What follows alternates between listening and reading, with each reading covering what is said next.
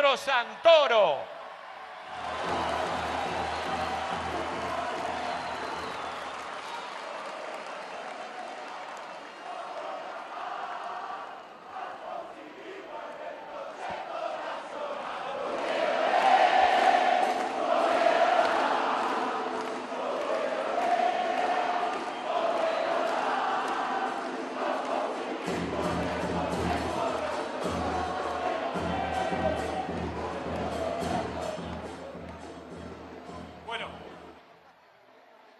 Buenas tardes a todos, muchas gracias.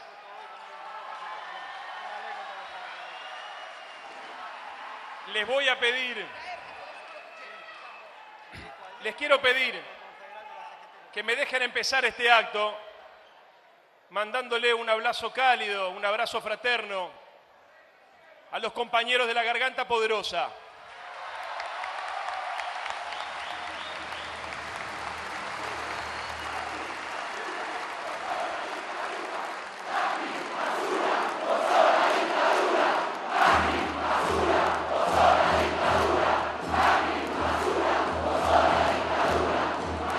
Quiero que en este abrazo que seguramente se los estamos dando todos hoy esta tarde, también hacer un homenaje a los invisibles. Los invisibles son las víctimas del gatillo fácil y de la violencia institucional, que hoy con más fuerza que nunca está desatando la represión sobre el conurbano bonaerense y los sectores más vulnerables de la Argentina. A todos ellos un abrazo enorme de parte de esta multitud que se congregó acá.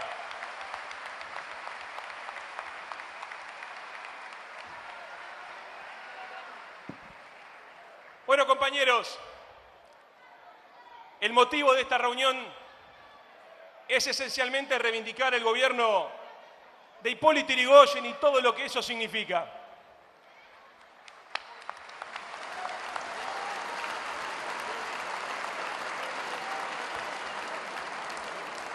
Ustedes saben que el gobierno de Yrigoyen tuvo una peculiaridad, que es la primera vez en la historia argentina que el pueblo como sujeto político se constituye en protagonista. Y entonces cuando pensamos por qué congregarnos, invitarlos a todos a ustedes, entendimos que en esta política de masas, en esta reconversión del Estado, cuando deja de ser un Estado oligárquico y liberal y se transforma en un Estado al servicio del pueblo, arranca el sentido del proyecto nacional y popular que después va a continuar el general Perón, que va a continuar Raúl Alfonsín y que van a continuar Néstor y Cristina.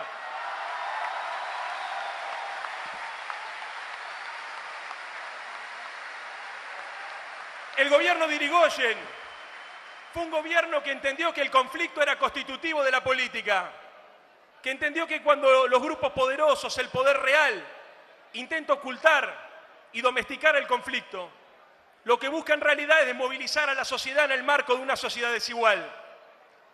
Por eso yo también creo que es importante hablarle a los radicales, a esos radicales que tal vez no entendieron qué era esto de la grieta.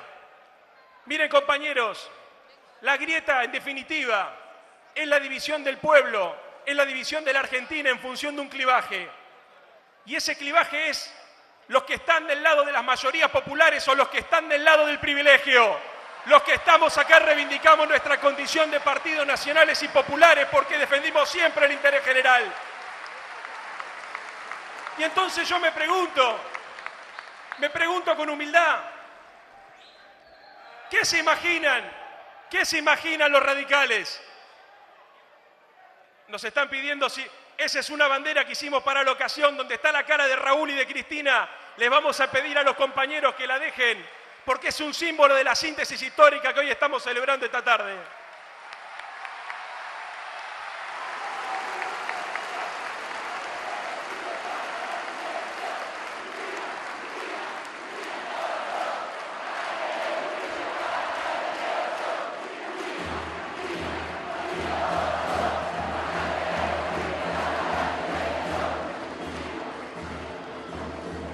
Les decía entonces,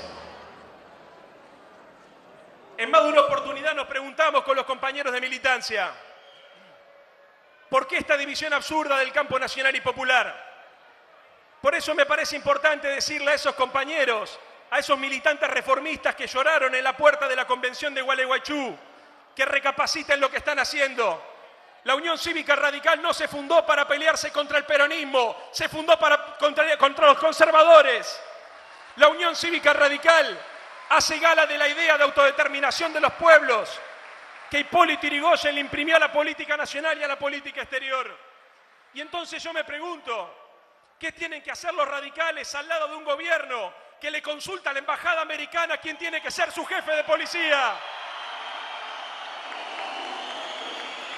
Nada tienen que hacer los militantes radicales al lado de los gerentes de las multinacionales de Techín, al lado de los gerentes de las multinacionales de Shell o al lado de los inefables de la sociedad rural que silbaron a Raúl Alfonsín. Tienen que venir al campo nacional y popular. Hay que abrirle los brazos. Este es el espacio político que soñó Hipólito Yrigoyen y que soñó Raúl Alfonsín cuando pasó en el tercer movimiento histórico. En la síntesis del pueblo empoderado. ¿Y saben qué? Por 1968, el señor que tengo acá al lado, en la laguna de Setúbal, en la provincia de Santa Fe, escribió un documento que para los militantes radicales fue muy importante, la contradicción fundamental. Fue el documento que dio origen a la Junta Coordinadora Nacional. En ese documento, Leopoldo Moró y tantos otros dirigentes, algunos que lamentablemente han perdido el rumbo, nos marcaron a los jóvenes radicales que había que saber distinguir entre las contradicciones fundamentales y las contradicciones secundarias. Y plantearon que la contradicción contra el peronismo era una contradicción secundaria, porque la contradicción fundamental se planteaba en términos del pueblo o el antipueblo. Hoy esa contradicción fundamental sigue vigente en la Argentina. Y yo creo que se expresa en dos conceptos de democracia completamente diferentes. En el concepto de la democracia popular, que es la síntesis del radicalismo y el peronismo, y en una idea mezquina de una república elitista para pocos. Esa es la contradicción fundamental que ordena el debate político hoy. Y los radicales tenemos la obligación de poner blanco sobre negro para saber cuál es el verdadero adversario.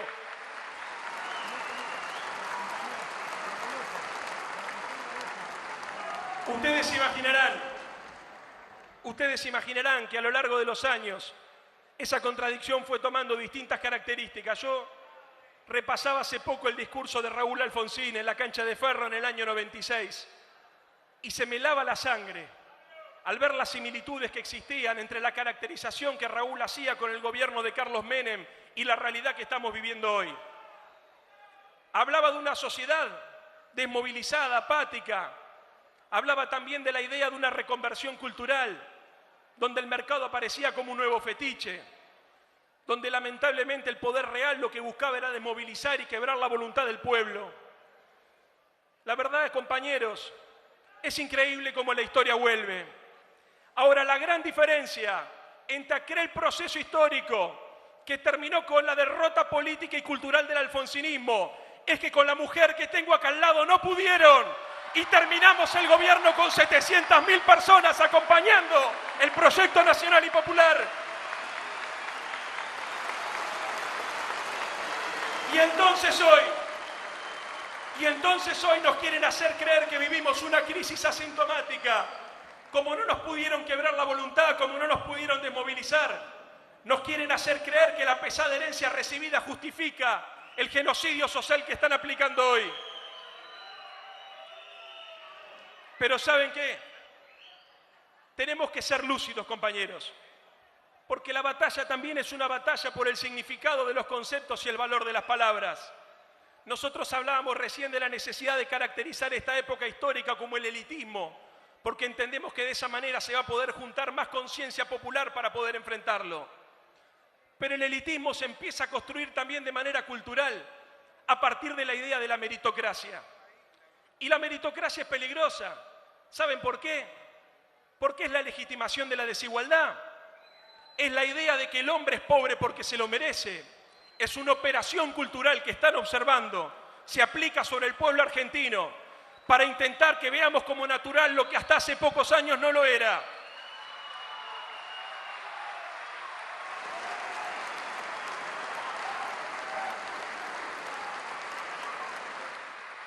Esa operación cultural que Antonio Gramsci denominaba hegemonía, que se lleva adelante por un bloque de poder que hay que identificar también, porque ya no son solamente los partidos políticos los que llevan adelante estos programas de ajuste, tampoco son las corporaciones individuales como fueron las Fuerzas Armadas en su momento. Hoy es un bloque de poder donde está un sector de la política, donde está un sector del poder financiero, pero donde también están articulados de manera conjunta el partido judicial y los medios masivos de comunicación.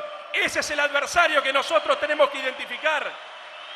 Hoy la construcción política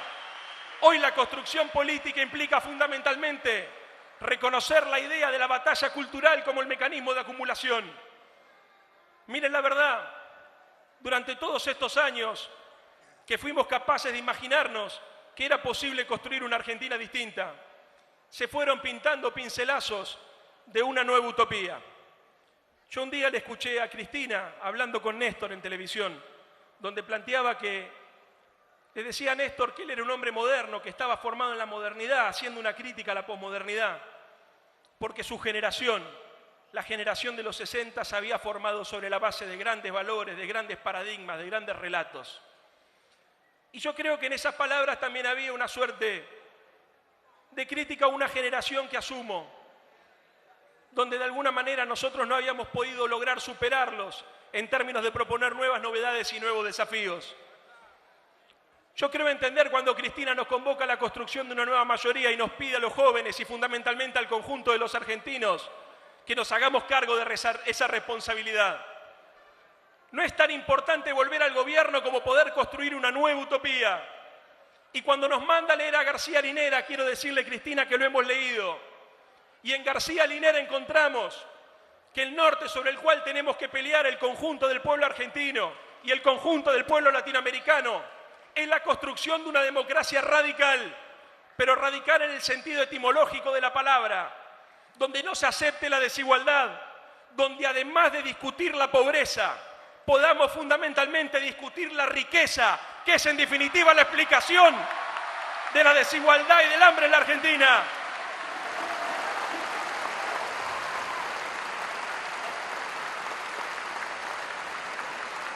Y es eso lo que vamos a hacer, porque queremos construir una nueva mayoría que le permita al pueblo contar con los instrumentos necesarios para avanzar en la democratización de todas las esferas sociales.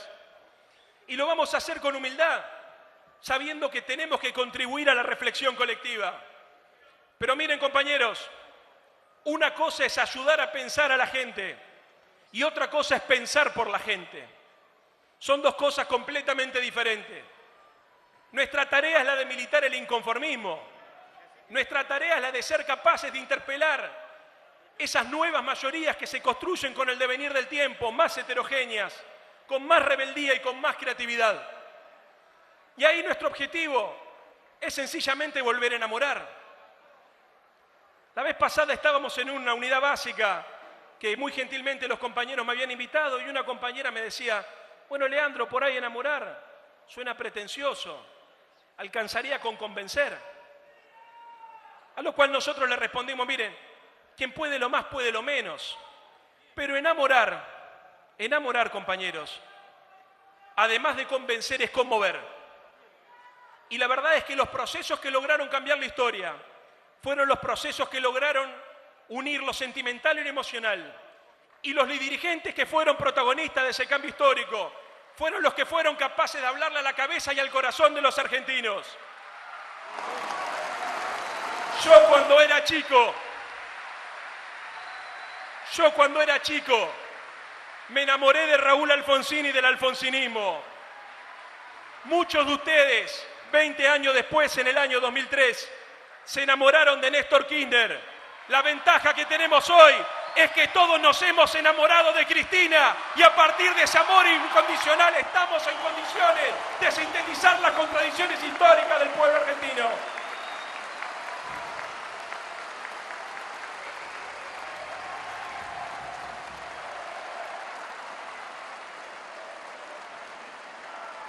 Para terminar,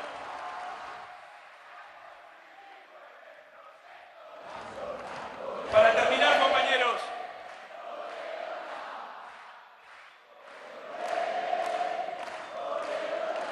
convocando a la rebeldía, a la construcción de una nueva sensibilidad.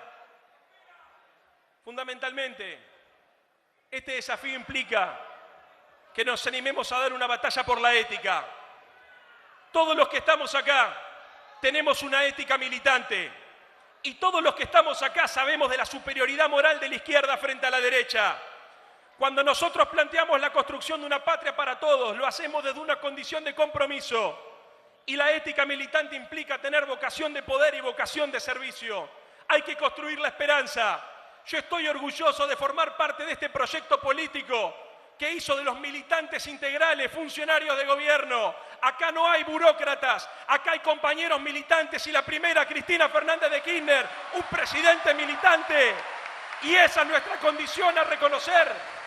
La ética militante es pensar en el otro, es suplantar el verbo competir por el verbo compartir. Y cada uno de nosotros, compañeros, cada uno de nosotros vive en esa ética. Yo sé que es difícil, porque hay una batalla cultural y una estigmatización, pero cada vez que tengo oportunidad, y en algún programa de televisión por ahí, algún distraído me pregunta, ¿qué te dieron los kirchneristas?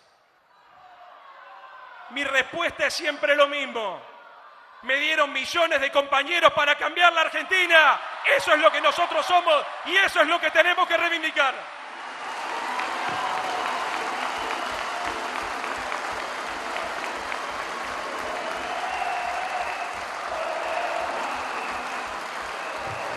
Fuerte el aplauso para Leandro Santoro.